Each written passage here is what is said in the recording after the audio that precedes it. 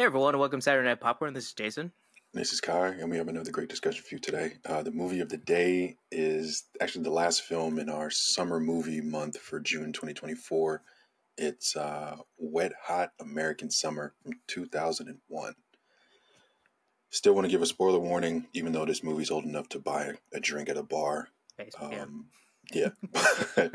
We'll give a brief description of the film before we get into it. Wet Hot American Summer is a satirical comedy that transports viewers to the nostalgic era of summer camp in 1981, set at Camp Firewood. The film unfolds on the last day of camp, where the counselors and campers scramble to wrap up unfinished business before they return to the real world. Miss the Chaos camp director Beth finds herself in a budding romance with the local astrophysics professor, while the rest of the staff engage in comedic escapades involving love triangles, secret crushes, and the pursuit of summer flings.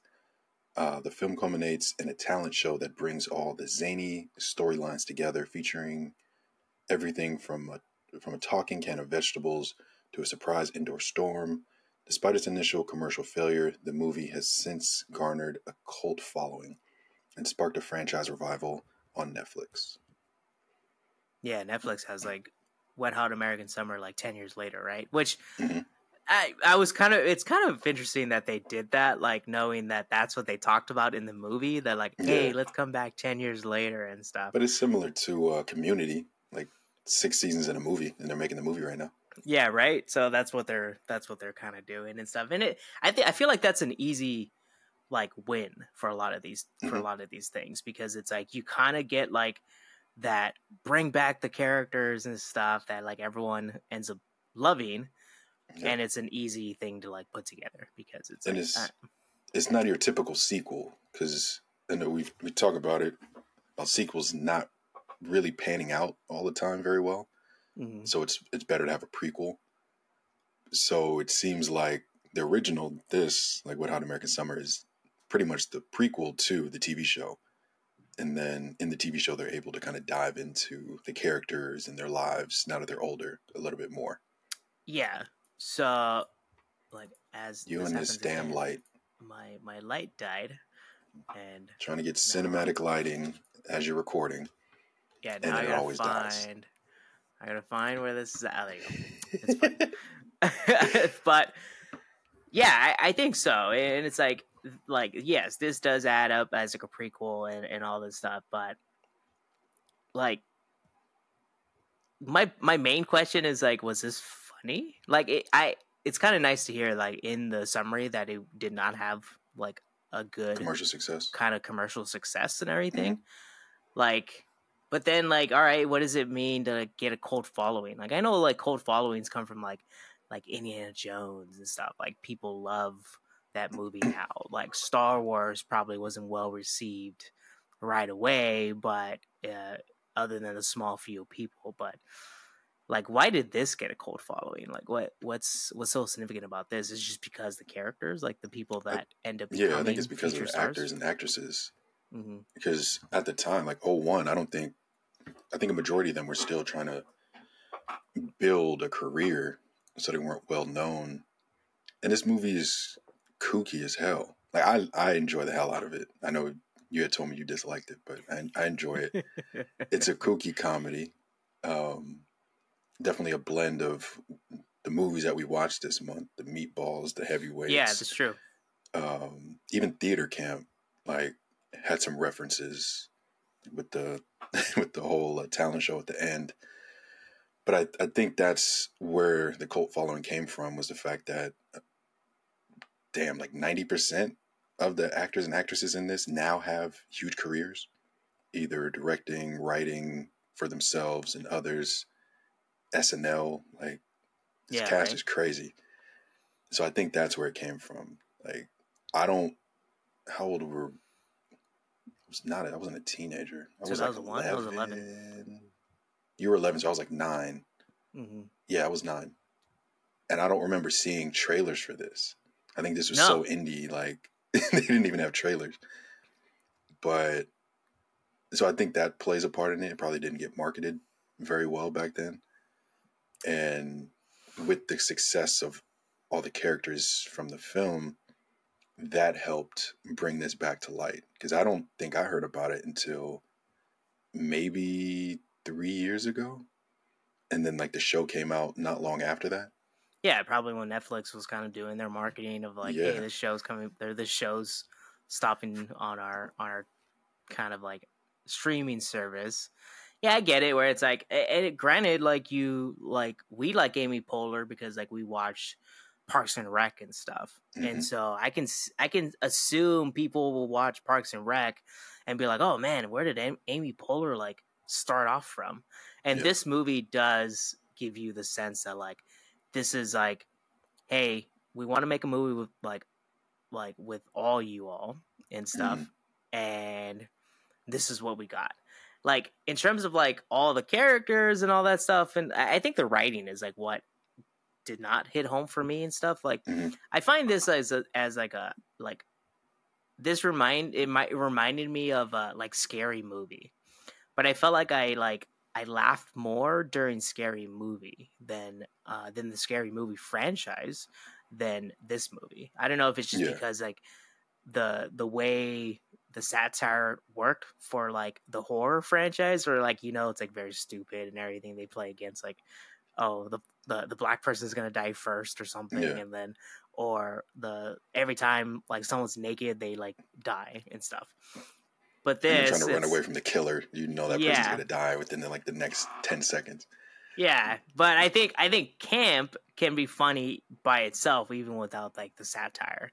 Yeah. Other than like theater camp, like I think theater camp had like a better like it was satire, but it was just like I guess it was more focused.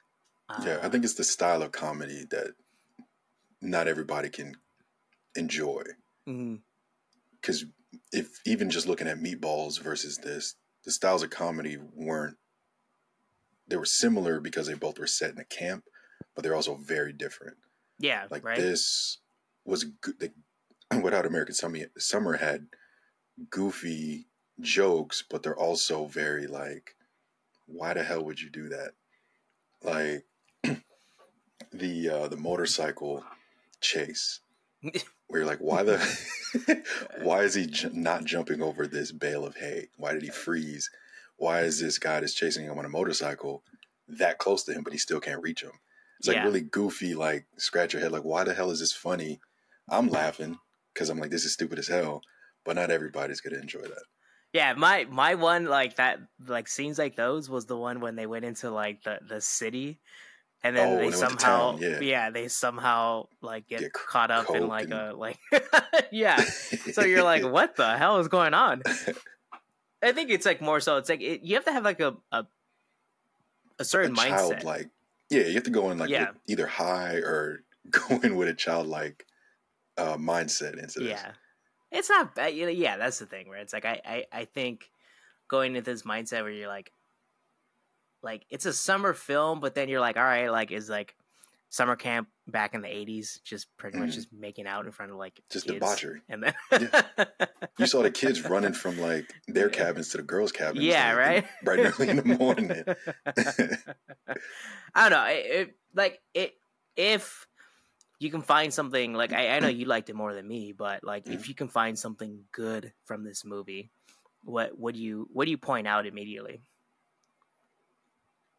Outside of the cast, like I would definitely say the cast is a plus. Um, I think just watching, because the story's not, doesn't have a through line. It's kind of fragmented, and then they kind of work it all together towards the end. So I think it's that. I think it's going into it not really expecting much and just saying, okay, this is a movie. I have an hour and a half to watch. Whatever happens, happens, and finding joy in that instead Hmm. of going into it being like, oh, look at this cast. It's going to be hilarious. And then not getting that. Just go into it with an empty mind and see what happens and see if you enjoy it. Yeah, right. Yeah, I think the cast is like what kind of like makes it. and stuff, because you can see where a lot of these individuals kind of come. Like Patty and I, were sitting there like, oh, that's that person and everything, and like, where do we remember that person? And it was more so like, how do we like figure out like, and some of these people went on to big things and stuff, and so most of them, yeah. So it's like it's nice to see, because that's sometimes the reason why we watch movies, you and I, or even watch TV shows. It's like, where did they kind of start? Because like Stewart from The Big Bang Theory, like he's not a very big character in The Big Bang Theory, but you can kind of see like where he started out and everything, and or even Bob's Burgers. You don't even see his face, but you know his voice. That's why I was like, I told Pat, I was like, hey, that's the guy that does Bob and everything. It's like, is that the first time we like hear, like, someone must have watched this movie and be like, we have this like idea. We want this voice to make burgers. Yeah, make burgers and then be a secret spy in Archer. Because he does voiceover in Boy Kills World too. Oh, does he? So we watched the trailer a while back, but you don't see his face. It's just same thing he did with this, minus the can of vegetables. But he's like the internal monologue of the main character in the movie. I think he shows up in Parks and Rec, like in real life. Like, is it Parks and Rec? Like he's like a lawyer for Andy, and I think Andy like falls into like something again, or like hurts himself, and so he's Andy's lawyer, and you see him in person, and then you hear his voice, you're like, whoa, like it's a weird scene, like when you like see all these characters that like who plays Lisa, who plays Bart and everything, and seeing them like talk in real life, you're like, oh, it trips you out. Every time I see Cree Summers, like I'm like, yo, this lady is my childhood. She voiced everything. Cree Summers did Susie Carmichael.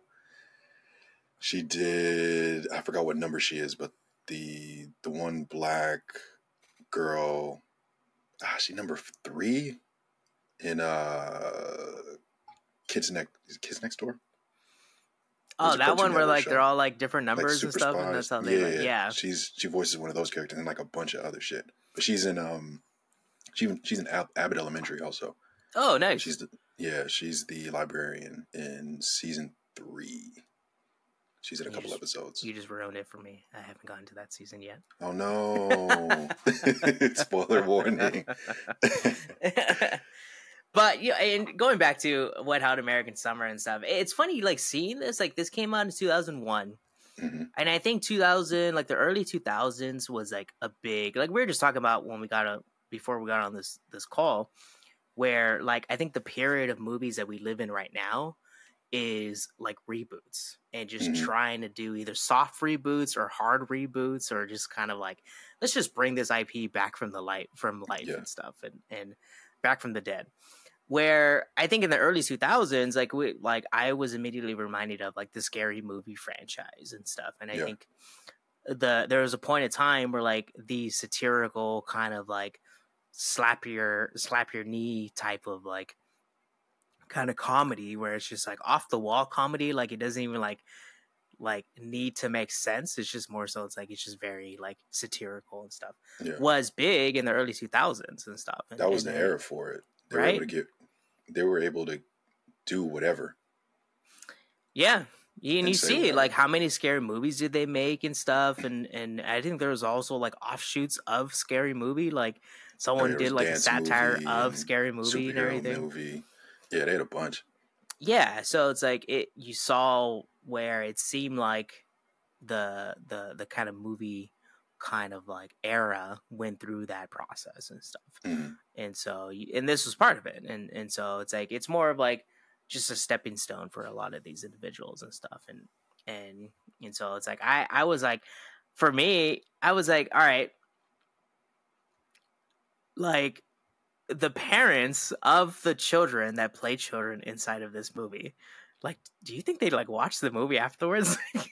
They're like, I just wanted my kid to get like some acting job and everything. I just kind of like turned a blind eye to nothing shady, like whatever we watch with the Nickelodeon stuff, but like it's like, all right, it's just a movie that they have like one line in.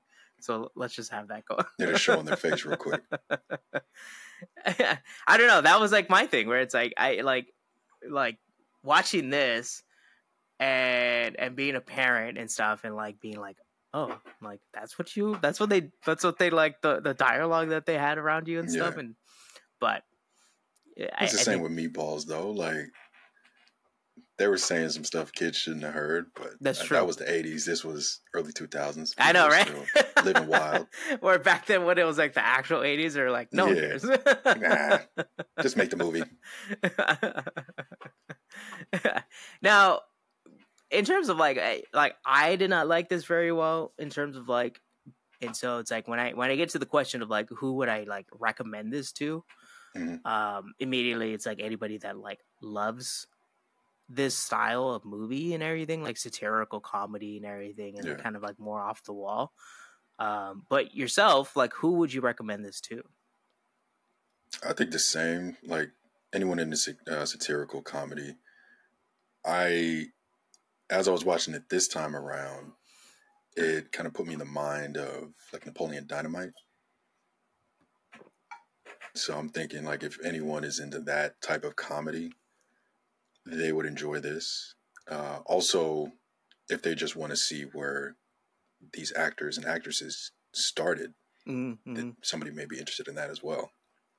Yeah, that makes the most sense and everything. It's like, oh, if you're like looking at Amy Poehler, if you're looking at Paul Rudd and everything, that like Paul Rudd literally never ages and stuff. Yeah, where Stewart started off at and kind of plays sort of like a similar, like, did that character in Wet Hot American Summer become the comic book owner? That would be hilarious. I wouldn't be surprised, honestly. Yeah, so it's like, and then you have like a little off, like isn't the dude that plays like the cook, like in like those like detective shows, those TV shows, like NCIS and everything, right? Yeah.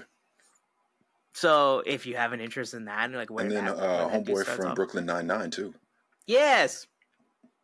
That's why I was sitting next to Patty. I was like, "Why does the guy look familiar?" And she was like, "Oh, he's in Brooklyn Nine-Nine." Brooklyn Nine-Nine. Yeah, which is a good show. But I think Bradley Cooper is the one that had like the greatest transformation out of all these people, though. You think like he's like the most? He has the best career out of everybody in there. Like Elizabeth Banks is probably second. Yeah, that's true, right? But Paul Rudd, technically, like Paul Rudd, but like Bradley Cooper directs too. Yeah, that's true. And has made some really big movies. Like directed and like, he was in The Hangover. Star. Yeah, greatest right. Movie ever. Yeah, that's true. Yeah, I think it's funny like to think about that. It's like, do you think these individuals kind of sit around and like rewatch this movie and be like, "Oh man, like I'm not as successful as Bradley Cooper, but I'm Paul Rudd. Like I'm out there." Or Amy Poehler. I wonder what the conversations were like making the TV show since they brought them all back. Oh, did they? Okay, so they kind of it's still the same cast. Oh, crazy! Mm-hmm. So yeah, I wonder like Bradley Cooper showing up and he's like, "Oh yeah, I only got 15 minutes to kind of do my lines, and I'm going to go back and write this movie that I'm." Now, in terms of like, I did not give it a good rating. In terms of on Letterboxd, but what'd you end up giving this movie? I gave it a 3. Like I'm torn between a 2.5 and a 3 because it's not definitely not the greatest movie ever, but it's one I can turn on, like turn my brain off and just laugh. Or just smirk. I may not laugh every time, but like I may at least smirk as I'm watching it. I gave it a 1. Negative? No, I gave it a 1, and I was like, it's probably because of cast and everything. But it's funny, when I was done watching this movie, it gave a recommendation of like other movies to watch, and that movie that we watched with Matthew McConaughey and everything, and where like he's like a high school movie, Dazed and Confused. Dazed and Confused. I really didn't like that movie, but I like that movie better than this one. So really? Yeah, and that's why I was kind of like shocked, where I was like, oh man, if I'm like more willing to watch Dazed and Confused over this movie, then I'm like, all right, well, this is not the movie for my taste and stuff. So Kai recommends everyone to watch it, but me, I'm like, yeah, if you want to and everything. I think also I'm like I'm a little like have a bad taste in my mouth because I had to pay $3 to rent this. That's why you give it such a low score. I bet if it was free, you'd be like, this was not want that my bad. money back. I'm over here counting my quarters. All right, Kai, you want to take us out? Yeah. Thanks for joining us for another episode of Saturday Night Popcorn. I'm Kai. And I'm Jason, and we'll be back next week with another one. And please let us know in the comments if you watched Wet Hot American Summer, if you watched the original movie that we just talked about, or even kind of found out through the TV show that came up on Netflix. Let us know if you liked it, disliked it, or what you thought about it. And please like and subscribe to Saturday Night Popcorn for more podcasts like these.